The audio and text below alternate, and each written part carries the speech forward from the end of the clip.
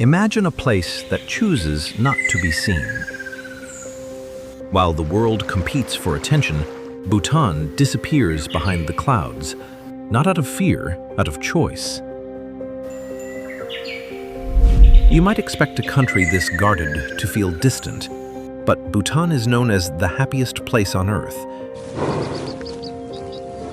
Here, happiness isn't a mood, it's a policy. And to enter this kingdom, you sign a different kind of contract. Bhutan doesn't want your influence, it wants your reverence. If you can't leave the world behind, you'll never see what keeps this place breathing. We unpack the unspoken rules behind the world's most fascinating cultures, what to expect, why it exists, and how to navigate it with respect. A MASX World Original.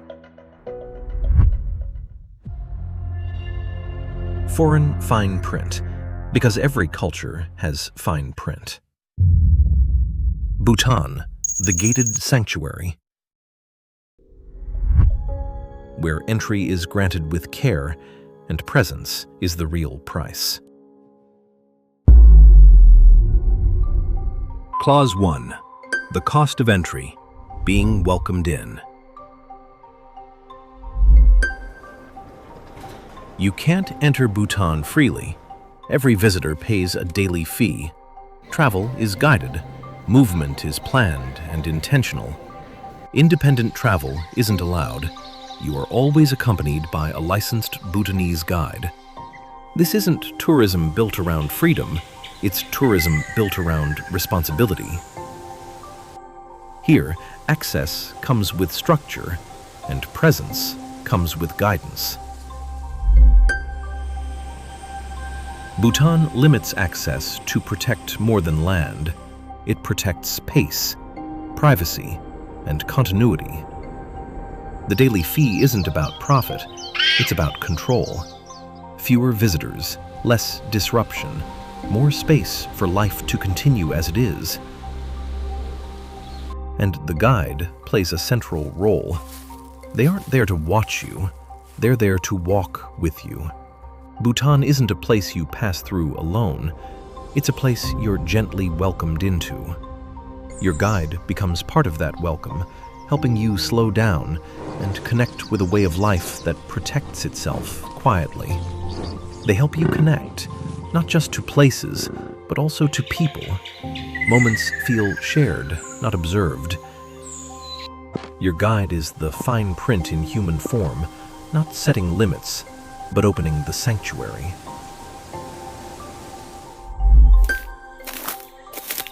Arrive without urgency. Give yourself time to take it in. The air, the silence, the way the mountains hold the day. Bhutan isn't a place to manage or optimize. It's a place to settle into. Let your guide set the rhythm, the way a family member would, showing you where to pause, when to move, and how to feel at ease. Share what you're curious about. Ask what they love about this place. Let the day unfold naturally. Here, the best moments often happen when nothing is being rushed. Clause 2. Gross national happiness. Choosing enough. Bhutan moves at its own pace, not because it can't move faster, but because it chose not to. This is where the idea of gross national happiness was born, a belief that progress isn't only about gaining more, but about recognizing what is already enough. Here, happiness isn't something to chase, it's something to protect. As the modern world began to speed up, Bhutan paused. In the 1970s, a young king asked a different question, not how wealthy his country could become, but how well his people could live. He believed development should serve joy, not replace it. So Bhutan chose carefully. Tradition wasn't treated as something to outgrow, but something to honor. Wearing traditional clothing isn't nostalgia, it's remembrance. Buildings stay low, so mountains remain higher than ambition. Nature isn't treated as a resource here, it's treated as a partner. Even convenience is approached with care. In 1995, Bhutan installed its first automated traffic light. People complained it felt cold, too mechanical, too distant. Within a day, it was removed. The human traffic officer returned, because efficiency wasn't worth losing human presence. To this day, there are no traffic lights anywhere in the country. Not because Bhutan can't have them, but because it chose to keep things human. To understand Bhutan, notice what it doesn't rush toward. Things may feel slower, choices may feel fewer, life may feel quieter. That quiet isn't emptiness, it's contentment. Bhutan isn't trying to compete, it isn't trying to impress. It's choosing to value what it already has and to protect it from being overridden. When a place stops chasing what it lacks, it begins to care deeply for what remains. And that choice, more than any policy, is what shapes life here. Clause 3. The sacred heights above daily life. In Bhutan, mountains are not something you conquer. The country has a strict ban on climbing peaks higher than 6,000 meters.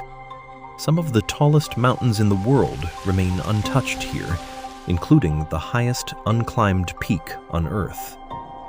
To many travelers, this feels unusual. After all, mountains are often seen as challenges, something to summit, to photograph, to claim.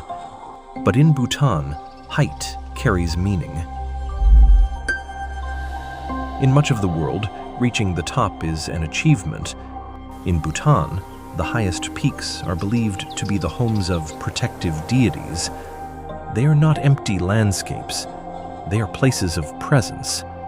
And that reverence doesn't stay symbolic. Bhutan is the first and only carbon-negative country in the world. It absorbs more carbon than it produces. By law, at least 60% of the country must remain forest. Today, more than 70% of its land is covered in trees. But protection here isn't passive.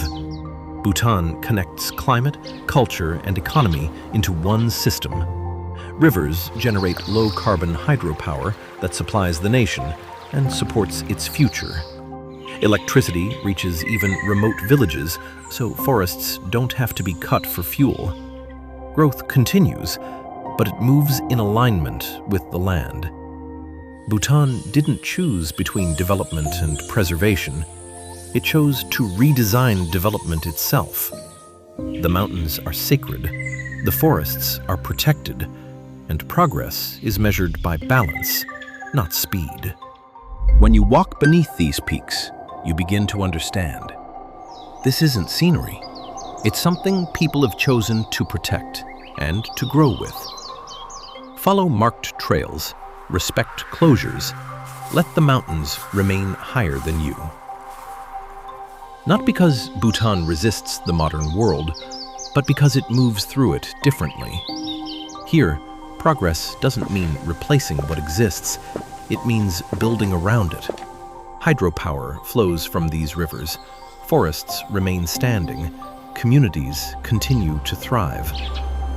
In Bhutan, respect isn't about reaching the summit. It's about recognizing that some places are already complete and learning how to move forward without undoing them. Clause 4. The clockwise flow. Moving with belief. In Bhutan, how you walk matters. Around religious structures, stupas, prayer wheels, mani stone walls, there is one clear rule. You always walk with the structure on your right, moving clockwise around it.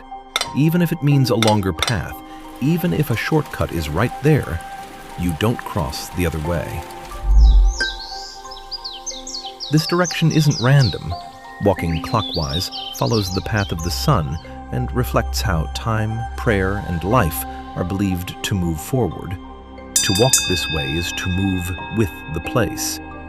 Walking the opposite direction is seen as undoing intention, as moving against prayers already set in motion. It's not about punishment or strict rules, it's about continuity, keeping what has been offered moving in the right direction. When you approach a religious structure, pause first. Notice how people move, not out of habit, but out of care. These are not empty paths. They're walked by people who return here daily, who place their hopes here, who believe these places watch over their lives. Look at the direction they choose and join it. Keep the structure on your right. Move slowly.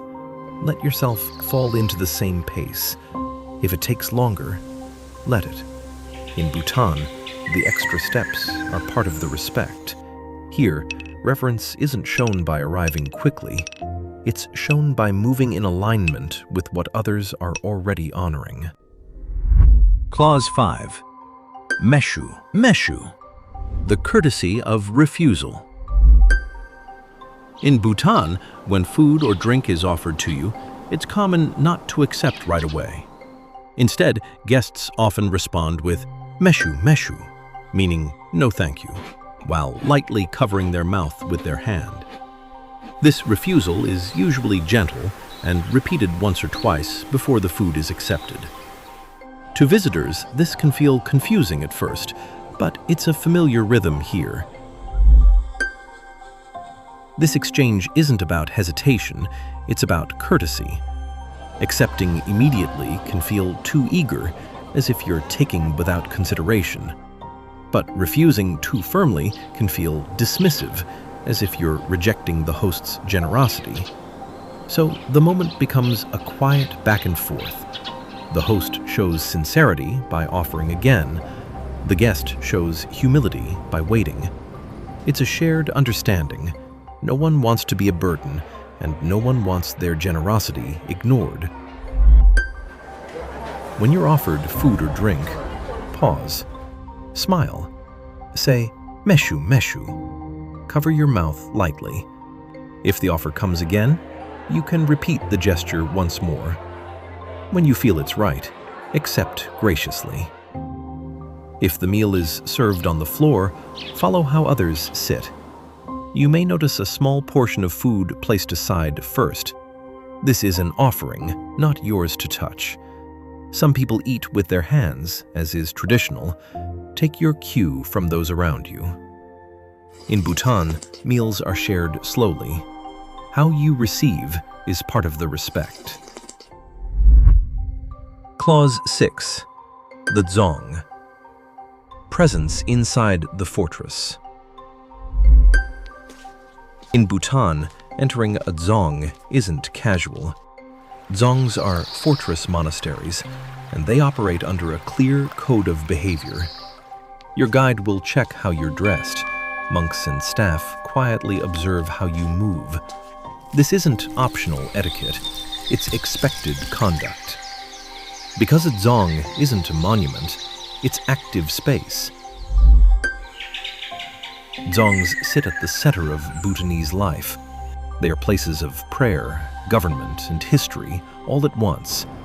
Decisions are made here. Ceremonies continue here. Daily life moves through these walls. Dressing too casually or acting loudly signals that you see the space as scenery. In Bhutan, that's not disrespectful on purpose.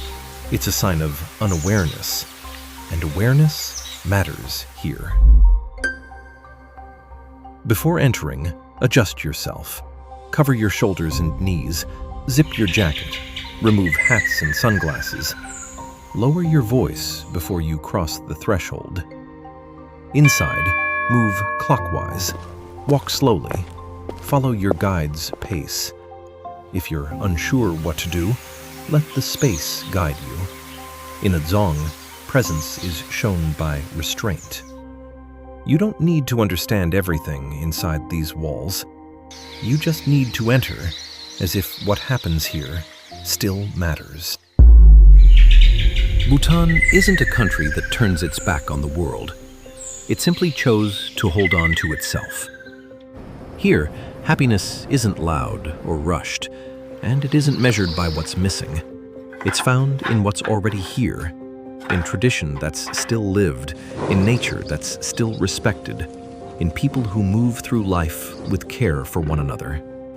This isn't restraint, it's intention.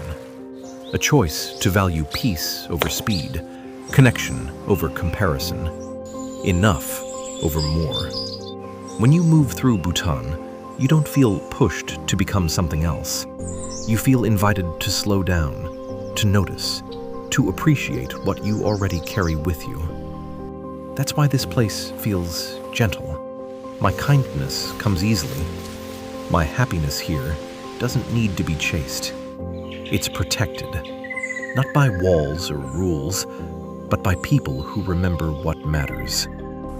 When you choose to read the fine print, Bhutan stops feeling distant or guarded. It feels thoughtful, welcoming, deeply human. This was Foreign Fine Print, Bhutan, the Gated Sanctuary. Because every culture has fine print, we're exploring the world's unspoken customs, but the real understanding comes from how they make you feel. What part of Bhutan's way of life stayed with you? Have you ever felt peace by letting go of the need for more? Share your thoughts in the comments. We're listening.